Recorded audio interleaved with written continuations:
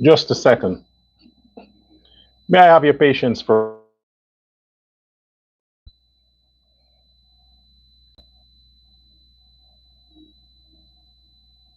1 second?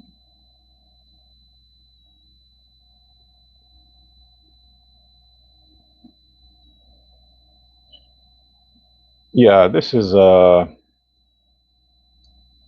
Dr. El Prasad.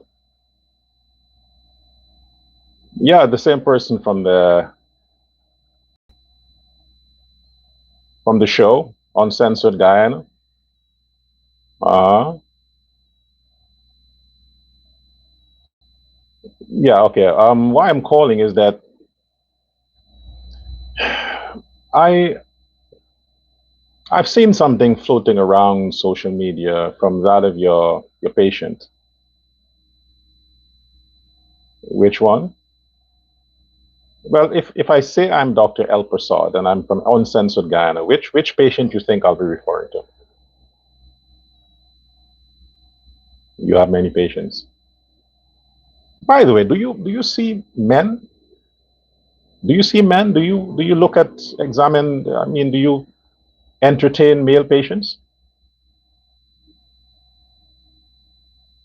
You don't? Do you do favors for men? As in, if the person has an emergency and they can't get to a regular doctor and they just happen to be in the neighborhoods, do you entertain walk-in or do people make appointments to show up at your clinic? You don't do that. They have to make appointments. But I just want specifically, do you see men, males, people with penises? You don't?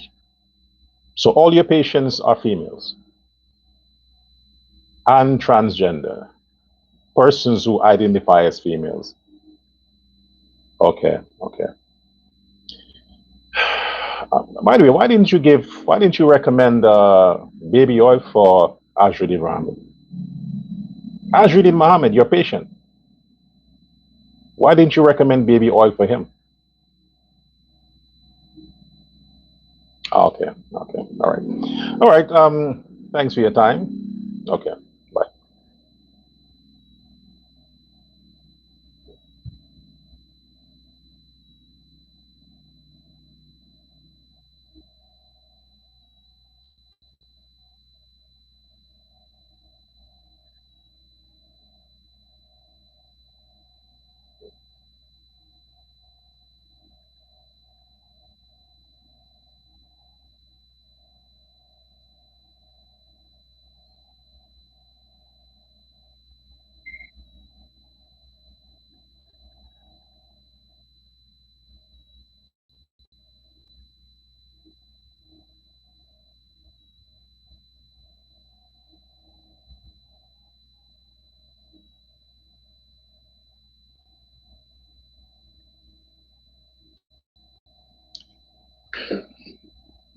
Uh, ladies and gentlemen, I've just received some breaking news out of Suriname that the former president is dead. The former president of Suriname, President Santoki, Chandra Narayan Santoki, is dead. He died today, just now. I just received the message here, and I double checked it because there are a lot of fake news circulating. So I double checked it while I'm on the live in real time, and I saw on the news outlets, official news outlets, that he passed away. He's dead. I can't say the cause of death, but he would have been 6 to 7 years old. 6 to 7 years old. That is a former president of Suriname, President Chandrika Narayan Santoki. He is now dead. The circumstances surrounding his death, I'm not aware of. I've just received that information while on the show, and So they said he took ill. Based on what I've read there, he took ill, and just like that, he passed away. He did not recover. He was not known to have had any medical problems as in the public's domain, because I was not very, very close, but of course I was an associate of his, and I was never aware of any ailment that is known, life-threatening ailment. He's a young man. He's just 67 years old, and he is now dead.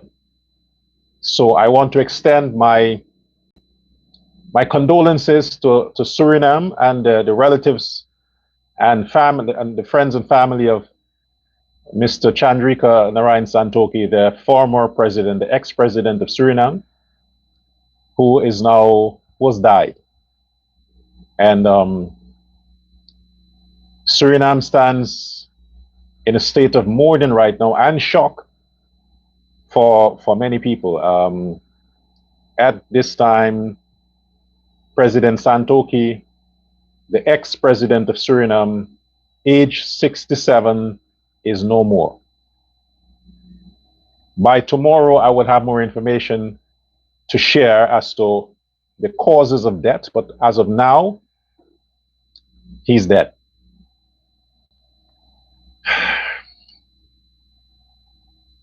That's the funny thing about life, you know. You don't plan it. We take a lot for granted, and before you know it, just like that. And here it is, 67, pretty young man, who had his eyes on the presidency for 2030. He had his eyes on that. He had hope that he will win again, and there's a part of me that believed that he had a chance to reclaim his presidency in 2030. Now that chance is no more, because he is no more. So again, my condolences to the people of Suriname and in the diaspora. Well, the reason why I called the gynecologist, I want to convince myself that I'm not an idiot. You know, stupid. Because I spend all this time, I still cannot wrap my head around the fact that a sitting magistrate who understands the rule of law and understands protocol as it relates to the court, how cases are done in terms of witnesses, she understands. She's an experienced magistrate. She would have been a prosecutor before she turned magistrate. So she has that innate experience. How such a person can refuse the prosecuting side, which she herself was a prosecutor for the state, the opportunity to cross-examine a medical professional who is going to give testimony, bear witness to his claims about this defendant who is on his way out. Abstain from his court case due to an emergency of the case of dengue. She denied that. She denied the cross-examination. She refused to have the analysis of the blood. She refused for the medical certificate to be vetted. She refused to have the doctor take a stand. She refused to have Azudin Mohamed take a second examination by a state doctor. All of that. She refused it.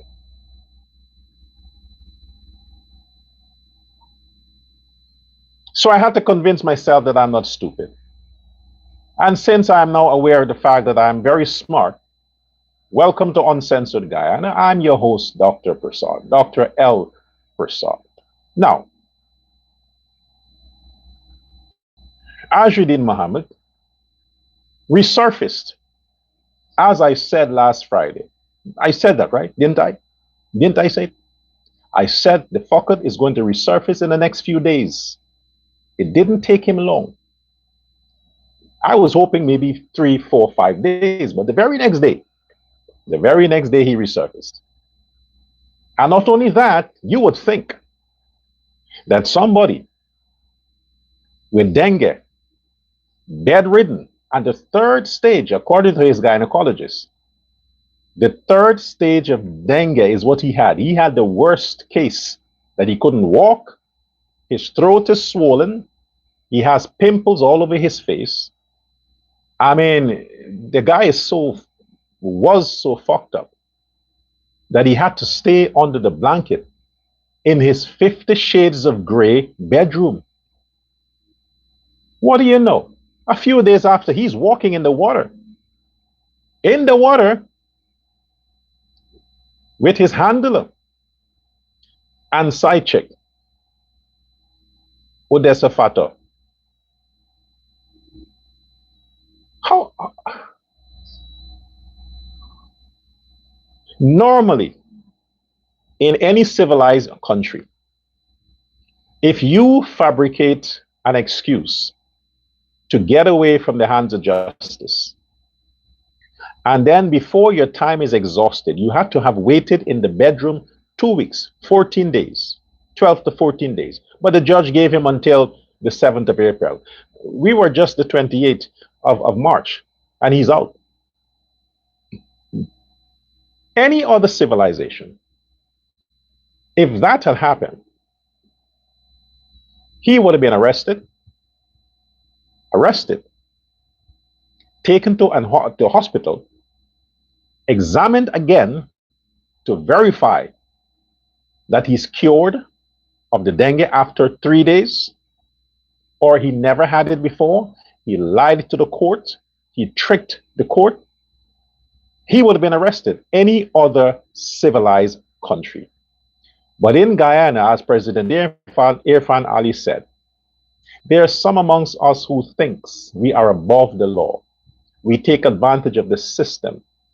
Ajuddin is one who believes he's above the law. He doesn't think it, he believes it. It's a state of his being.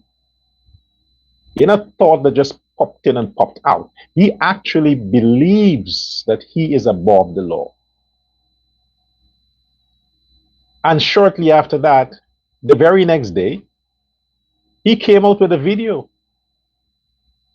criticizing the very water that he was in a day before.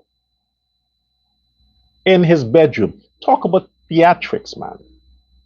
Talk about theatrics. He should have waited at least a few days so his face could get a little more hair, facial hair, so it really looked as though he's down. But you can see his face was still fresh from the beard cut he got the day before when he went out to celebrate. In his bedroom, taking the lights off, sitting at the edge of the bed, you would think he's just waking up. Ajuddin, let me tell you something, man. You and your sister are terrible actors. Terrible actors. You and your sister. You and Hannah. I'm sure she's the one who filmed it. Or was she busy in New York? So you had to beg your wife, because you wouldn't, Ajuddin, you would not allow any Negro to enter your house. So the person who would have filmed that stuff for you is either you put it yourself on a stand and then you edit it after, or the wife that you constantly criticize and you slap around, she had to become the cameraman and film it for you.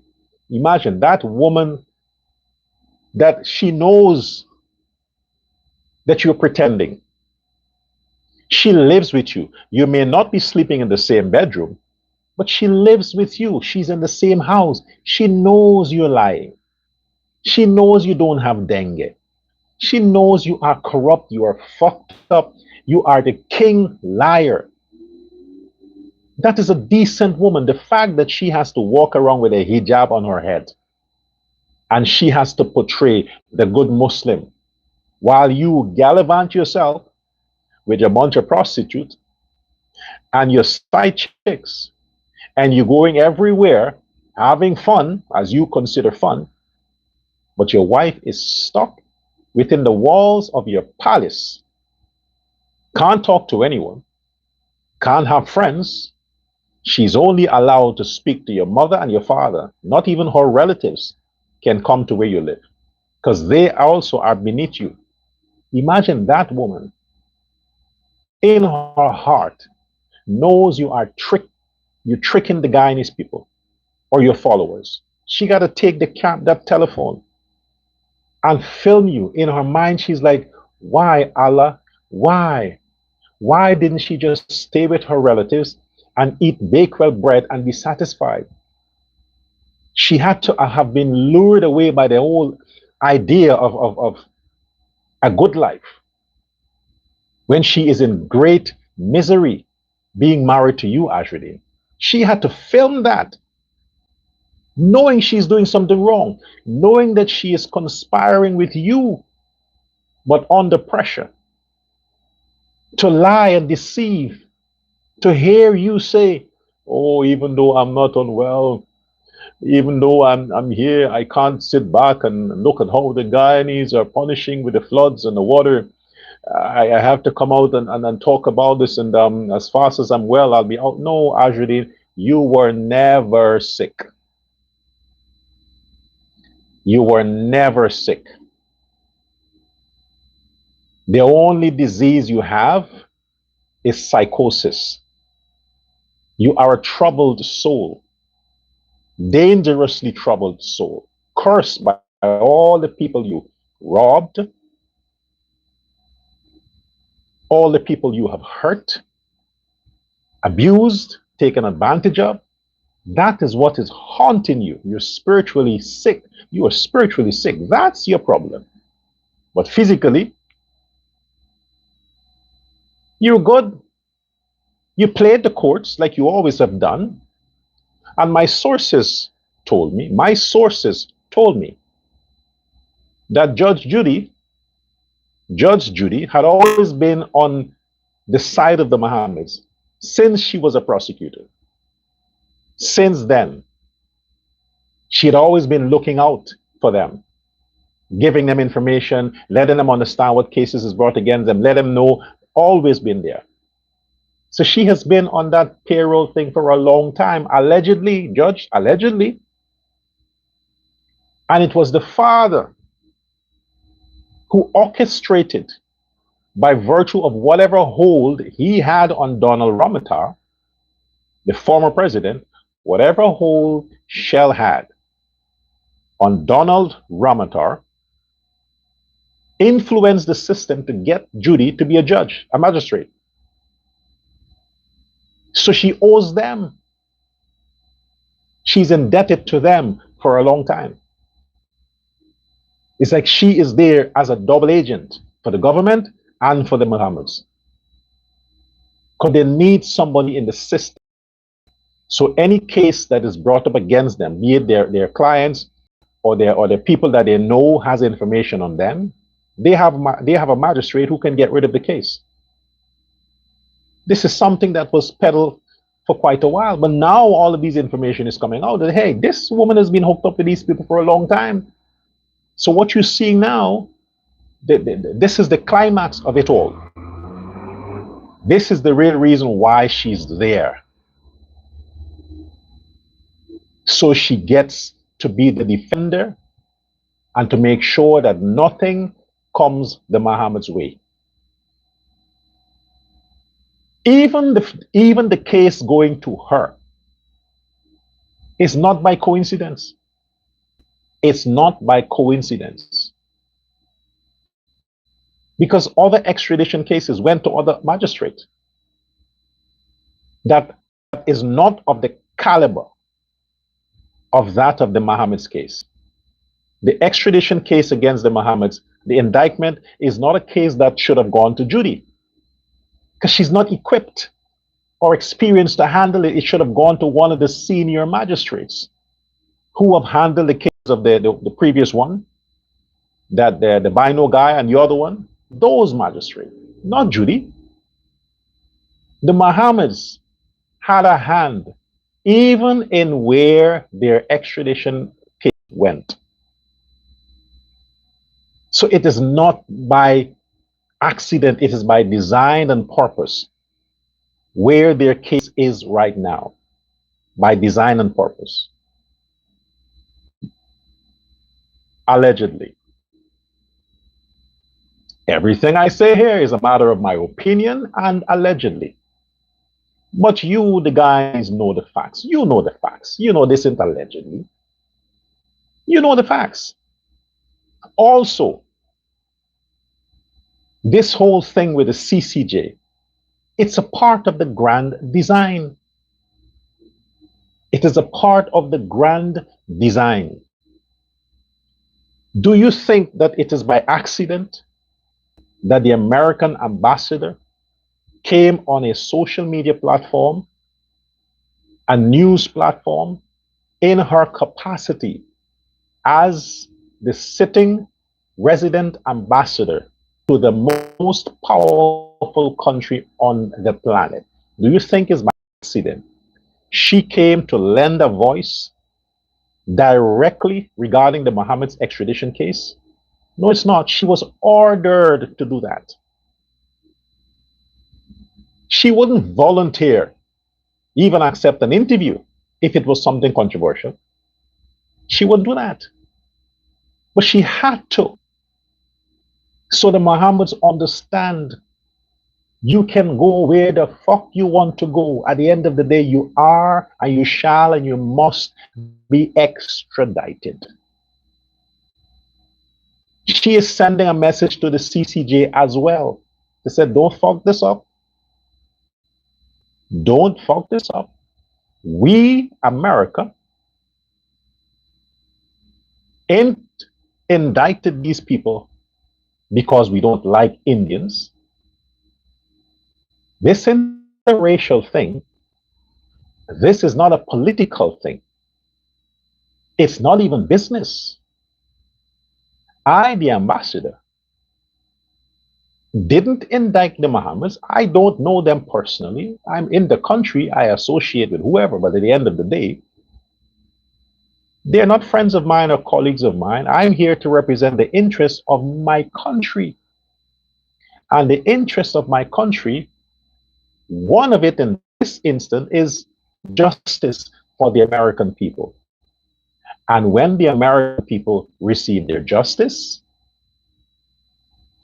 as a consequence to that, Guyanese receives their justice. But this is America first. So unapologetically, hey, this fucker is a criminal. More and more that he needs to just go and grab him by the hand and take him the fuck out. But because the Americans respect the sovereignty of Guyana, its laws, its constitution regarding its citizens, it is going through the courts to say, hey, I need that guy, but I'm going to go through your system to adopt him. This is an adoption process. We need to adopt him because we have vacancies in the prison for inmates. So she going through, they don't want to kidnap the guy. They want to adopt him in a normal legal process. He is resistant because why? He wants to tell the Americans, hey, I already have my parents and they love me. No, no, Hannah, your parents don't love you. Definitely not Muhammad. The people who love Muhammad are the people who took his money in exchange for their soul. And I mean the votes. Those are the ones who would have loved him then. They love the money. But nobody loves your brother or your father, not the black people. I can tell you that. Them niggas, he lost that. He fucked up. They don't love him anymore. They never liked the guy. So, hey, Nicole Terrier, the ambassador of America, she had to make it clear. That shit that woman came out and said on this Facebook Live, the one who wants to take over Win, The American ambassador, and hey, I'm putting shit in my own words. Okay, because I can't speak like a woman, I have to speak mechanical like a man. So I'm putting what the ambassador said in my own words so that I can understand what I'm saying. And for me to understand what I'm saying, I have to speak like this. So the ambassador had to come out and say to Hannah, hello, go and see if you still have the ability to lay some eggs. Get some barn and some fertilizer food or whatever it is, some GMO food, and get some tablets and try to rescind that process that you're going through and try to lay some eggs. But besides that, you need to shut the fuck up, because the PPP can't take credit for your brother and your father being indicted or to be extradited. She said, no. We can't allow them to get credit for that. Because if it wasn't for us, America, you wouldn't know how much money they robbed you.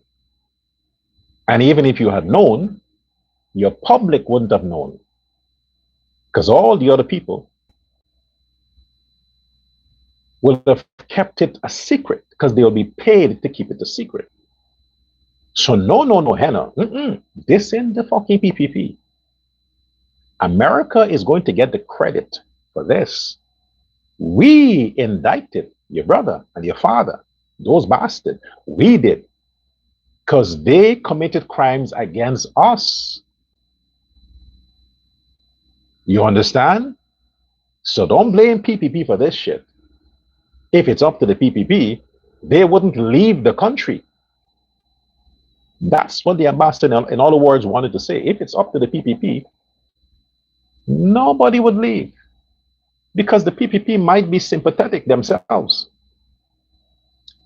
So the PPP has to step the fuck aside so that we get our criminal to go and face justice for the crimes your father and your brother committed against the American citizens, the American government, the Guyanese citizens. And in case you didn't know, by the way, I think a few shows ago I talked about it. When they said that the Guyana government had to give the Mohameds the assurance that America would not extradite them yet to other countries. Remember I said that last week or sometime? So they had to get a legal promissory note, so to speak, from the American justice system that they're not going to extradite them to a third country. Remember that was said, right? Okay. The ambassador, who is a smart woman, subliminal messages, just put out some there, but not too much, because the smart people are going to pick it up and expand. Well, I'm smart, so I picked it up. And she's saying, in case you don't know, we're not the only ones who want this guy. We're not the only nation that they cheated. There are other nations that wants them as well. So if it was not America, the other people will come after them too. But since the other people, the other countries, I am thinking Dubai, I am thinking maybe Russia, I'm thinking the United Arab Emirates, I'm thinking the Middle East, I'm even thinking Iran. Seriously, I'm even thinking the Ayatollah wanted these fuckers as well. But the Americans say, no, you're gonna beat us to that. We gonna go get him first. So the American, they were faster and swifter in getting the Mohammeds, in charging them, in pursuing them. But she was saying, in other words, that hey, don't get it twisted. These fuckers are not just committed crimes against America.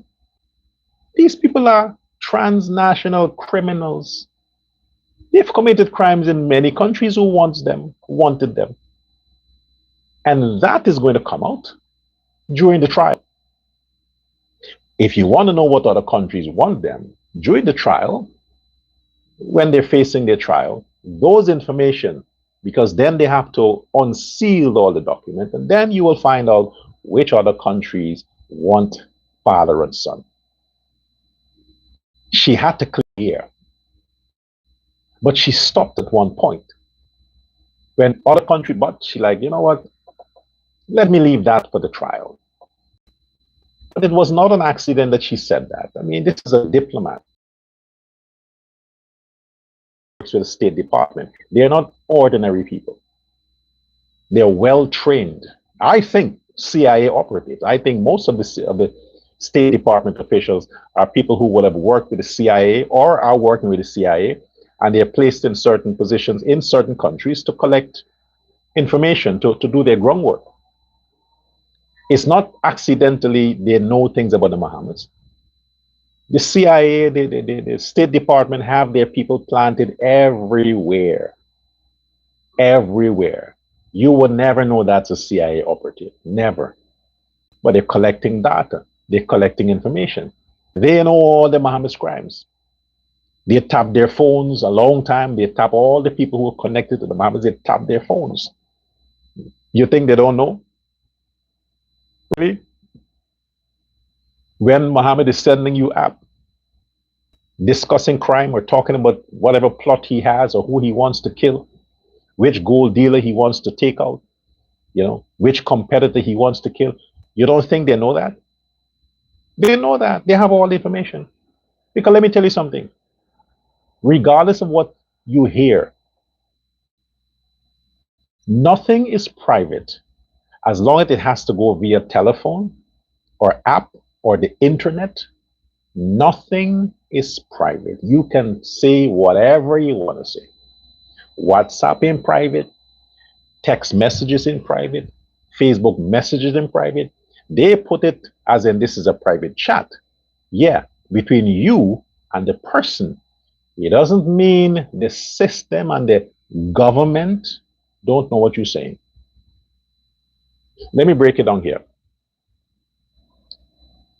So all the people who know they have colluded with Azruddin Mohammed and his family to commit crime, go give yourself up now. Go give yourself up. Don't face the embarrassment. Because every time you leave the country, they're going to stop you. Every time you leave the country. Let me tell you something. Facebook, nothing is private. Nothing on Facebook is private. No text, no messages, no chat. Nothing is private. WhatsApp, TikTok, no platform. Let me tell you why. Because the internet server, the whole internet, the server, the Google server, it is based in America. Okay? Not China. America. So when you pick up your phone and you are in Guyana and you have to call someone in America, that has to be connected via a tower. And it has to go through a server. Even if it's within a split second, it has to go through a system. And everything is recorded and stored. When you send a text message, it has to pass through a system. You get a copy of it, not the original. So nothing is private. If they want to know exactly what you said from wherever they can find it, all they need is your number that is connected to you. And they would find everything that number has done, who it's called, who it's texted. You can delete whatever you want to delete. It is stored. You can't run from it. The only thing is private.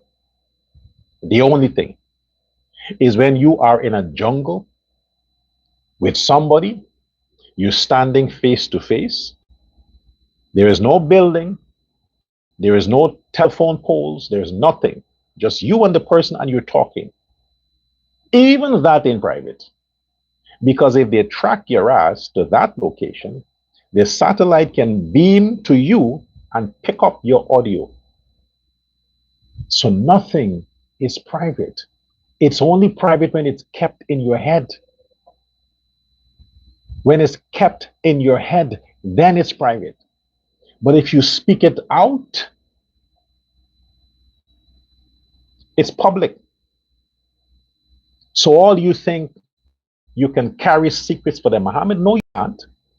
They know who you are. They know what you have done for the Mohammeds. They know it's just a matter of time. If they need you, they'll come and get you.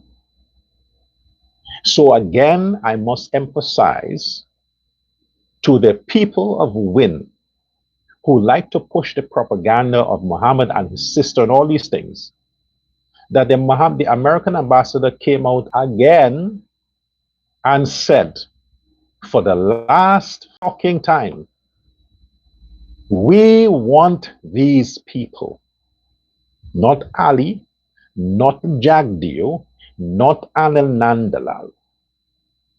United States of America justice system wants the Mohammed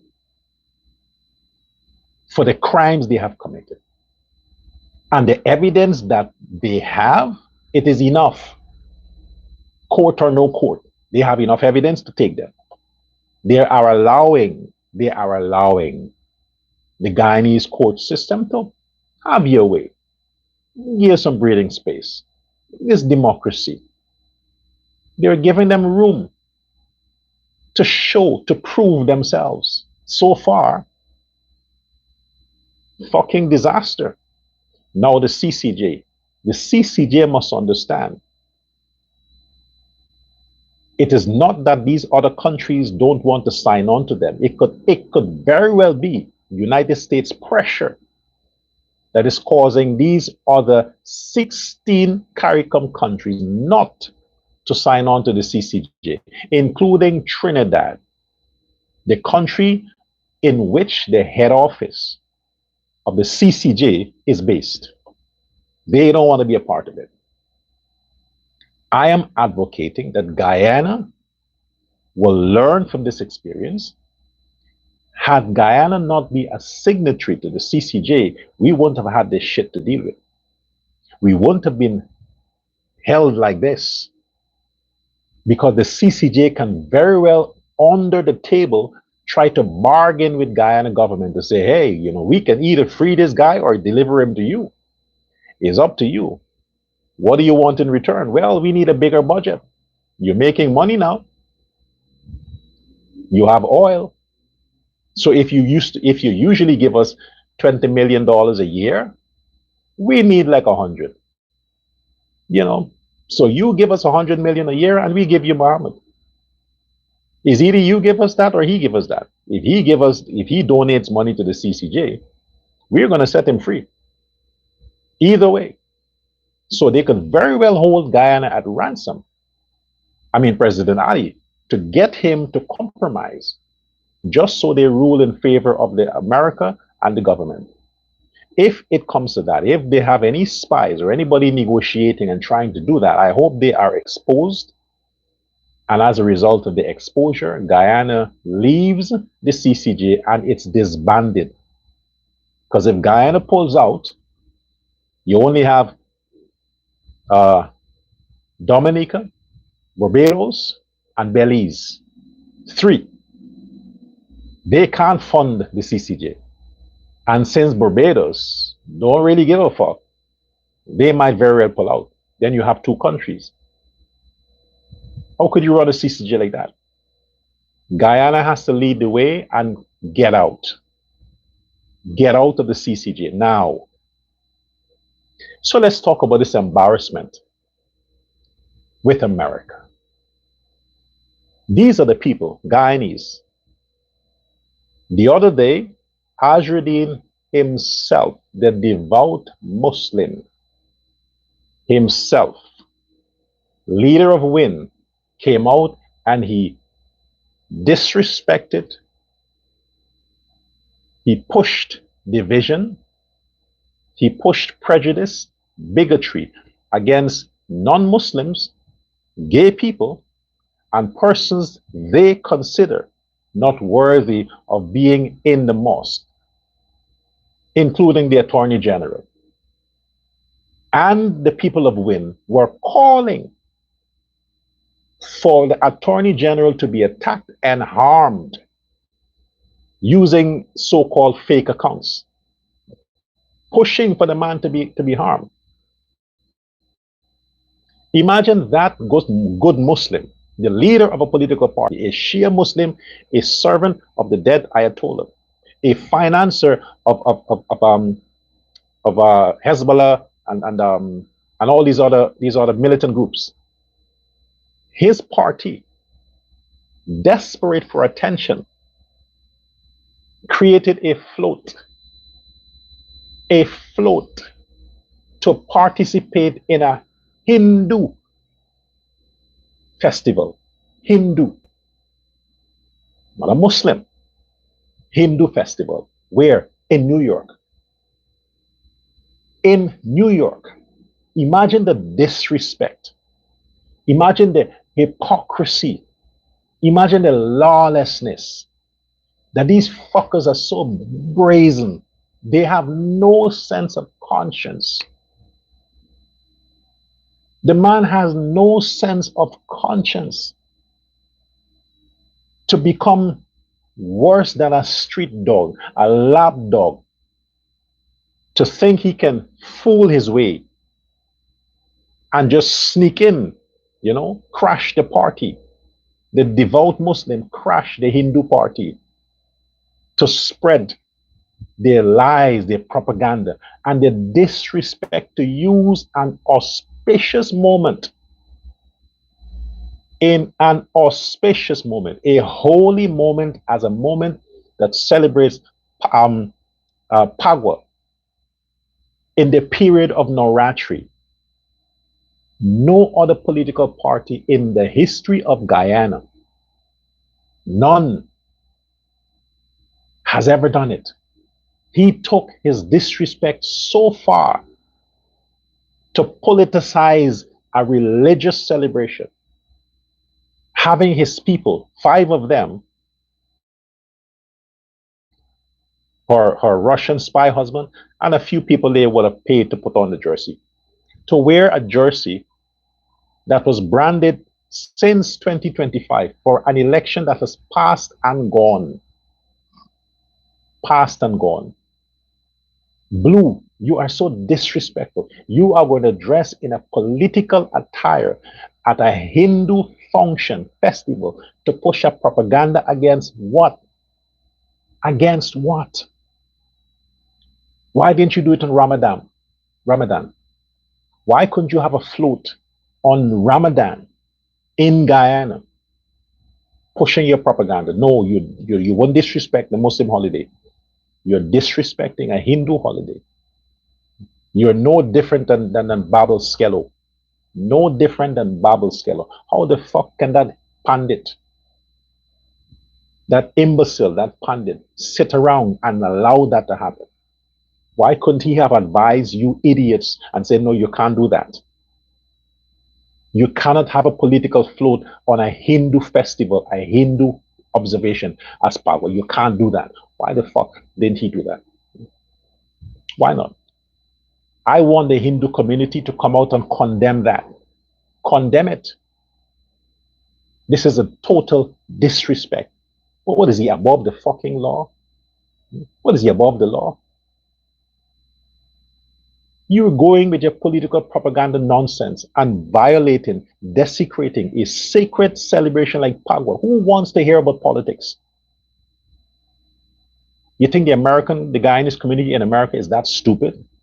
Is that dumb? They want to hear about your brother and his bullshit crimes? It is Pagwa, man. Nobody's interested in your shit. You come in with a float with Ashwin, you're showing some fucking video with Ashwin in parliament. I mean, you people are so clueless, man. You're idiots. You're the dumbest fuck. You're the dumbest fucks I've ever come across. The dumbest I've ever come across. No other political party in the fucking history of Guyana has ever pulled a stunt like that. None. This is wrong, man. Whether you like Hinduism or you don't like Hinduism, you have to condemn this. It is wrong. It is wrong. You cannot sit by and because you hate Ali or you hate Jagdeo, Ali in Hindu and Jagdeo in the Pandit. These two people don't own Hinduism. The PPP is not a Hindu party. This is an auspicious occasion, a sacred moment where people come together to forget everything about politics and the division of politics and the crime of politics. People want to forget that. You are going to use that opportunity to come and poison that special sacred event with a fucking truck with Azridi. What is he, a patriot? He's a saint? Is he a pandit? Is he Mahatma Gandhi? Is he Satya Sai Baba? Is he somebody that of prominence in a Hindu religion that needs to be celebrated because he stands for the values of Pagwa? Is he that? No, he's not. He's a sanctioned criminal waiting to be extradited, who has been lying from day one. Everything they lied about, controlling and manipulating the court to make Guyana look bad, until the American ambassador had to come out and debunk the lies they were telling. And it's not enough. They have to go so far to disrespect a Hindu celebration. It's not a Guyanese celebration. Pagwa is not a Guyanese thing. Guyana didn't invent it. It is around for tens of thousands of years, longer than Islam. It's older than Christianity, older than Islam, older than anything you can think about.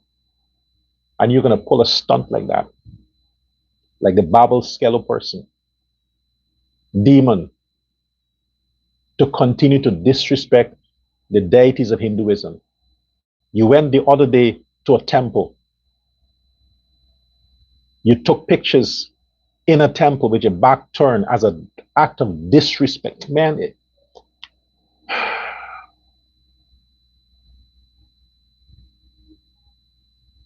that's why all them fuckers that are defending Azrudin,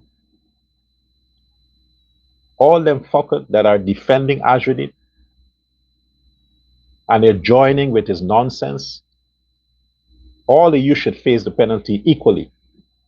You should equally face the penalty. Equally. His sins should rub off on all of you fuckers. Every one of you that are standing with him. Because the things that this man has continued to do, and the fact that a lot of you are standing and pushing it and cheering it on, you should face the consequences equally. Because all the people don't do it. If the PPP decide to get a float on Christmas Day and run the streets with a float with Ali and people wearing the PPP dress, if they decide to do that in Guyana, forget America, in Guyana, you don't want to see the consequences that they'll face. You don't want to see the consequences. But this motherfucker used sanctioned money to finance events in America on Pagwa Day, or celebrate, not Pagwa Day, but the celebrations of Pagwa, to push his own propaganda. No other day they could use, but they don't have the ability to generate a crowd. They have to now crash sacred events to get their lies out. Crash it. But I want to bring the Americans' attention to this.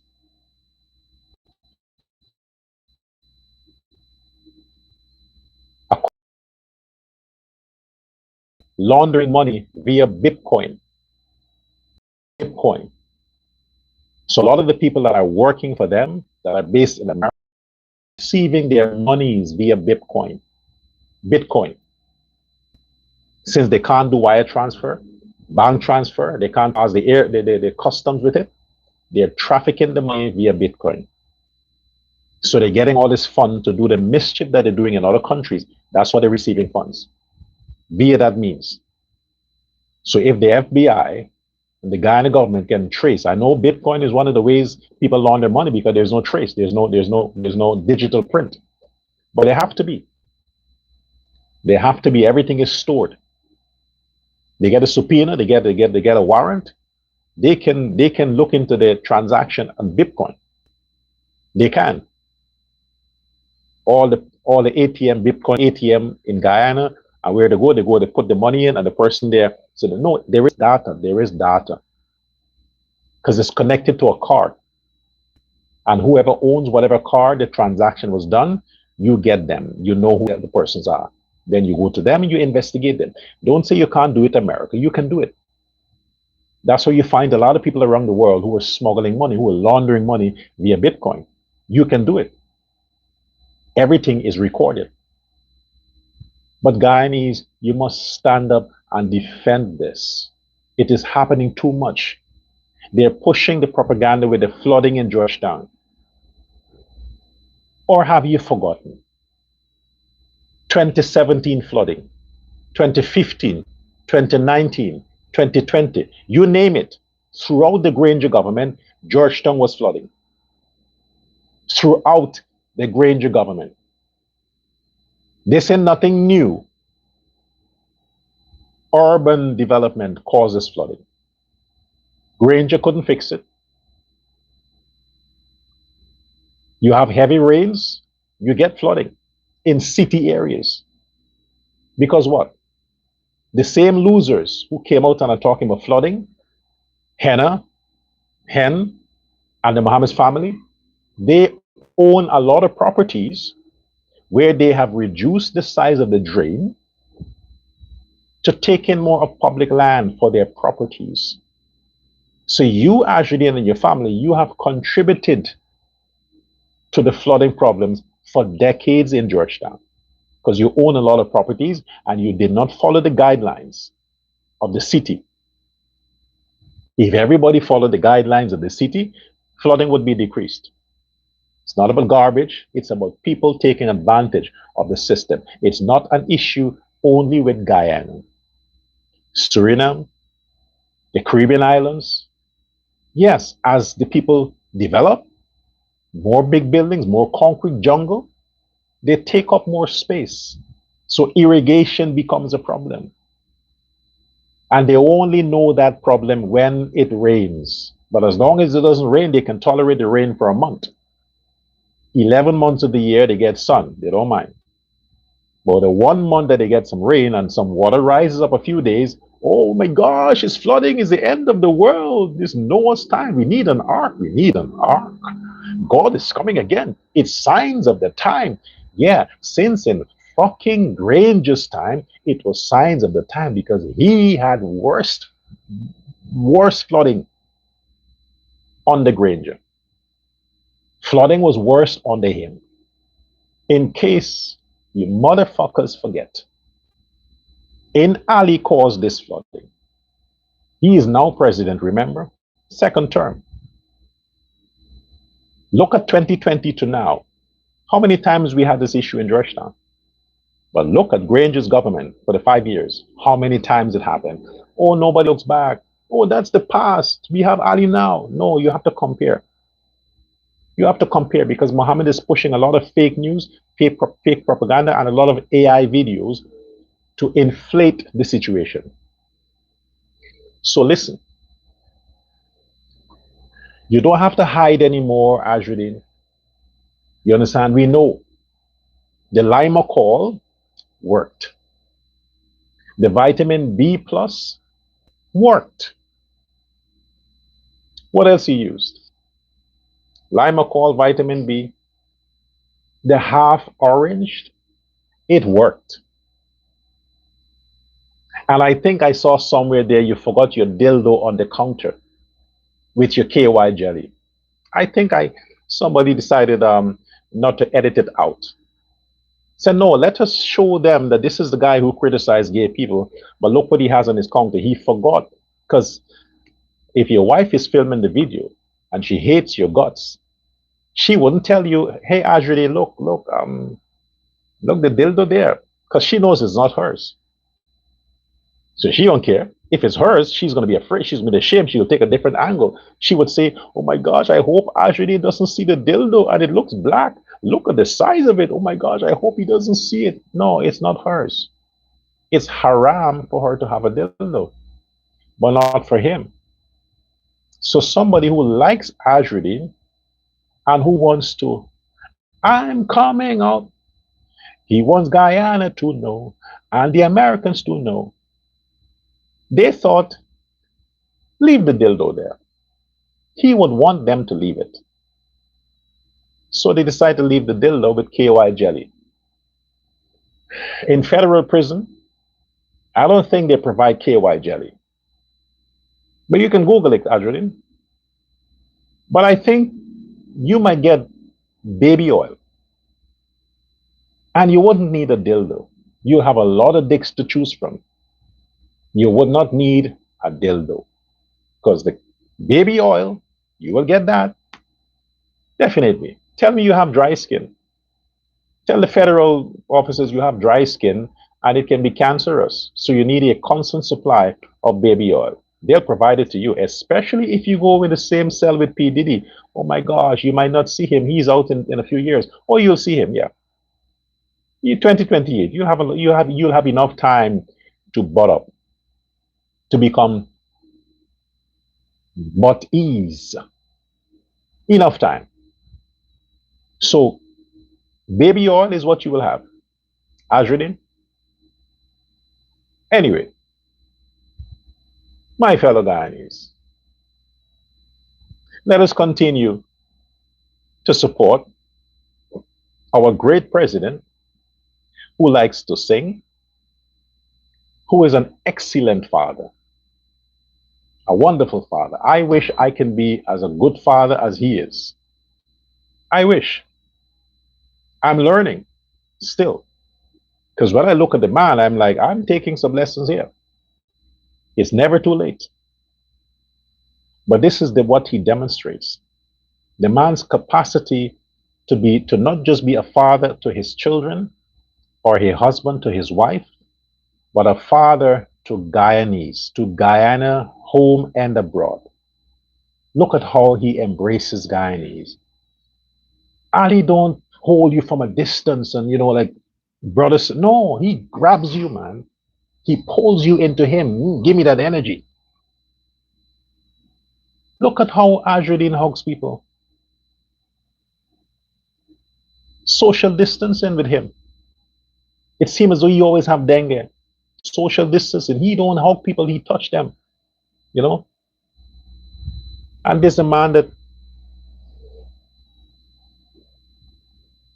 Ajruddin, you and Henna, that faced the worst embarrassment in the history of embarrassment in New York, that the Guyanese community tell you to go fuck yourself with your cheap ass jersey.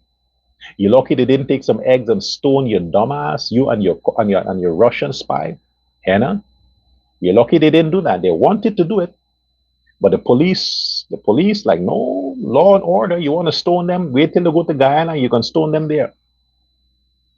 Thanks to the American police, you, Henna, was able to stand up and pretend like you're getting a picture with Mandami. No idiot. The mayor takes picture with whoever. He don't even know the fuck who you are. He's like, what the fuck is win? Are we in an election mood? Is this some senator, congressman in America want to? No, he don't know who you are.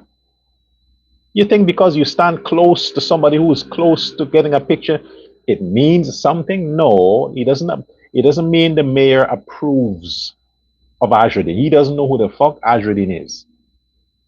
And besides, he's a Hindu. The mayor is a Hindu. You are a Muslim. You don't belong there.